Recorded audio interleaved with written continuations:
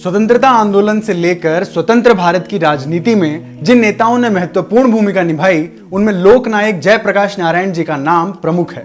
एक क्रांतिकारी महात्मा के संपूर्ण जीवन को केवल एक वीडियो में समेट देना यह ना तो मेरे लिए संभव है और ना ही उनकी समाज कल्याण वाली छवि के साथ न्याय संगत है। ऐसे विचारधारकों पर तो मूवीज, डॉक्यूमेंट्रीज और सीरीज बननी चाहिए, परंतु आज उनके संघर्ष भरे जीवन के कुछ महत्वपूर्ण किस्सों को मैं आपके समक्ष रखता हूं, जो वैसे तो हर किसी के लिए प्रेरणादायी हैं, लेकिन युवा वर्ग को इनसे कुछ विशेष प्रेरणा लेनी चाहिए। तो प्रारंभ करते हैं।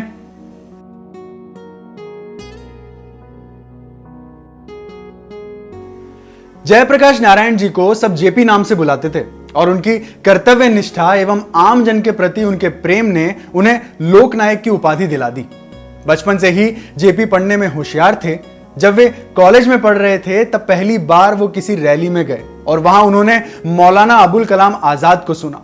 यह सुनना कुछ ऐसा हुआ कि कॉलेज में टॉप करने वाले जेपी ने परीक्षा से ठीक पहले कॉलेज छोड़ दिया और स्वतंत्रता संग्राम में जुड़ गए। फिर कुछ समय के बाद वे 1922 में कैलिफोर्निया की बर्कले यूनिवर्सिटी में पढ़ने चले गए। वहां भी जीवन इतना आसान नहीं था। फीस और रहने के खर्चे के लिए उन्हें कई छोटे मोटे काम करने पड़ते थे और इसी कारण वे समाज के सबसे छोटे वर्ग से जुड़ी समस्याओं को ज्यादा गहराई में जाके समझ पाए। इसी दौरान उन्होंने कार्ल मार्क्स के समाजवाद को भी खूब पढ़ा और समझा, परंतु जब वे 1929 में भारत लौटे तो भारत के नेताओं का समाजवाद उन्हें कुछ अलग ही लगा। इसलिए उन्होंने वापस स्वतंत्रता संग्राम के आंदोलनों से जुड़ने का ही निर्णय लिया। 1932 में गांधी, नेहरू और अन्य महत्वपूर्ण कांग्रेसी नेताओं के जेल जाने के बाद जेपी ने भारत में संग्राम का नेतृत्व संभाला। अंततः उन्हें भी मद्रास में सितंबर 1932 में गिरफ्तार कर लिया गया और नासिक के जेल में भेज दिया गया। इसके बाद जब कांग्रेस ने 1934 में चुनाव में हिस्सा लेने का फैसला किया तो जेपी ने इसका पुरजोर विरोध किया। 1939 में उन्होंने द्वितीय विश्व युद्ध के दौरान अंग्रेज सरकार के खिलाफ लोक आंदोलन का नेतृत्व किया। उन्होंने सरकार का किराया और राजस्व रोकने के लिए अभियान चलाए। टाटा स्टील कंपनी में हड़ताल करा के यह प्रयास किया कि अंग्रेजों को इस्पात न पहुंचे। नतीजतन उन्हें गिरफ्तार कर लिया गया। जेल से छूटने के बाद उन्होंने गांधी और सुभाष चंद्र बोस के बीच सुलह का प्रयास भी किया, परंतु कोई सफलता नहीं मिली। बाद में उन्हें बंदी बनाकर मुंबई की आर्थर जेल और दिल्ली की कैंप जेल में रखा गया। 1942 में भारत छोड़ो आंदोलन के दौरान वे आर्थर जेल से फरार हो गए। उन्होंने स्वतंत्रता संग्राम के दौरान हथियारों के उपयोग को सही समझा। उन्होंने नेपाल जाकर आजाद दस्ते का गठन किया और उसे प्रशिक्षण भी दिया। इन्हीं सब के कारण उन्हें सितंबर 1943 में एक बार फिर पंजाब में चलती ट्रेन में गिरफ्तार कर लिया गया। फिर अंग्रेज सरकार ने जेपी से पूछताछ के लिए अत्याचार वाले सिलसिलों को शुरू कर दिया, लेकिन जेपी चीख चीख कर कह रहे थे कि मैं ब्रिटिश साम्राज्य का जानी दुश्मन हूं, मैं अपने देश की आजादी के लिए लड़ रहा हूं। अब या तो मेरा यह शरीर छूटेगा या मेरा ध्येय सिद्ध होगा। मैं मर जाऊंगा मगर मातृभूमि से गद्दारी नहीं करूंगा।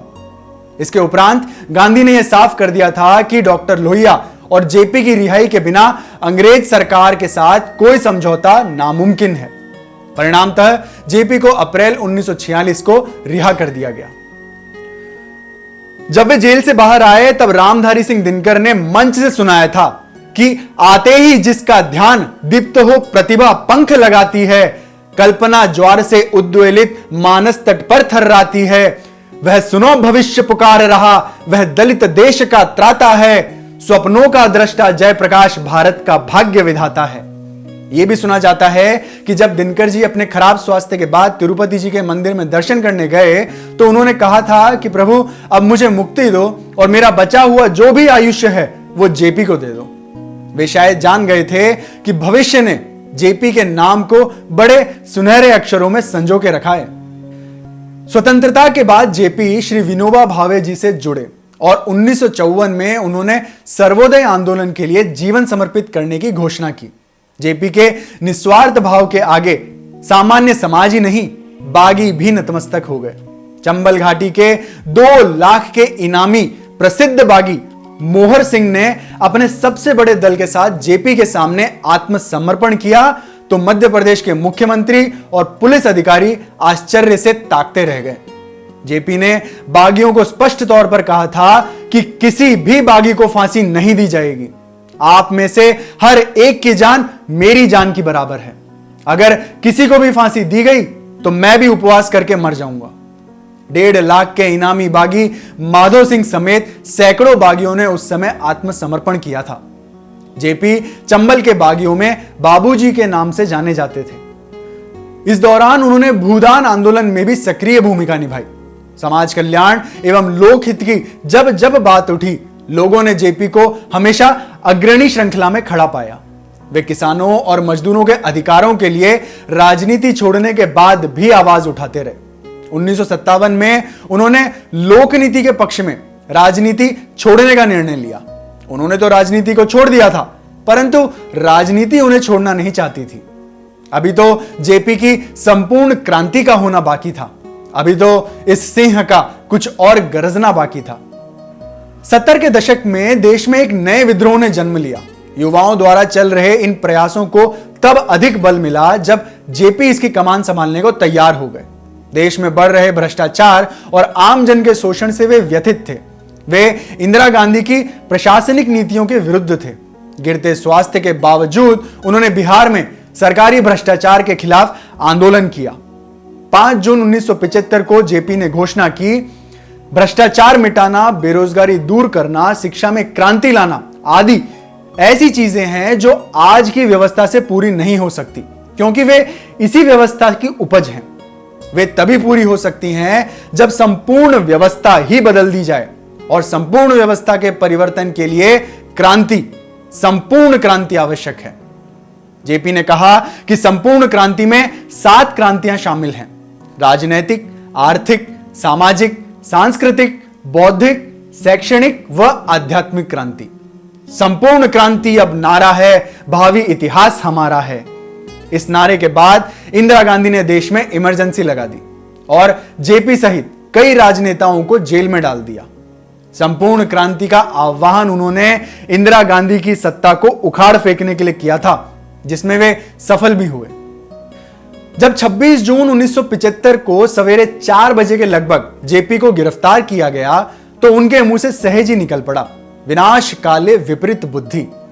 खराब स्वास्थ्य के बावजूद जेपी को जब इंदिरा ने जेल में डलवा दिया, तब उनके अनुभवों को एमजी देवाशयन ने अपनी किताब जेपी इन जेल में काफी हद तक दर्शाने की कोशिश की है। उसमें से एक वृतांत मैं आपको सुनाता हूं। अपनी वृद्धावस्था में भी क्रांति के प्रणेता जेपी को जब जेल भेजा गया तो उन्होंने कई पत्र इंदिरा गांधी को लिखे। एक पत्र जो लगभग 15 पन्नों का था, उसमें जेपी लिखते हैं कि मैं तुम्हारे शासन में एक कैदी के रूप में मरने के लिए तैयार बैठा हूं। मेरे विचार से तो इतना ही काफी था सिंहासन को हिलाने के लिए। उठो, सिंहासन खाली करो कि जनता आती है। उन्होंने किसी पत्र में दया की भीख नहीं मांगी। जब पैरोल भी मांगा तो इसलिए ताकि वो बिहार की बाढ़ में त्रस्त हो रही जनता की सेवा कर सके, उनकी कुछ मदद कर सके। लेकिन इंदिरा ने उसे भी अस्वीकार कर दिया। ऐसे लोकनायक के लिए जब हजारों लोग इकट्ठे हुए तो उनका यही नारा था कि अंधेरे में एक प्रकाश, जय प्रकाश, जय प्रकाश। क्योंकि इमरजेंसी देश के लिए एक अंधेरा ही तो था। सरकार की तरफ से जब मीनू मसानी जेपी से मिलने गए और कई प्रस्ताव रखे तो जेपी ने बड़ी निर्भीकता से कहा था कि मुझे सिर्फ 2 महीने दो और मैं प्रधानमंत्री को हरा के दिखाऊंगा। और जेपी अपनी बातों के पक्के थे।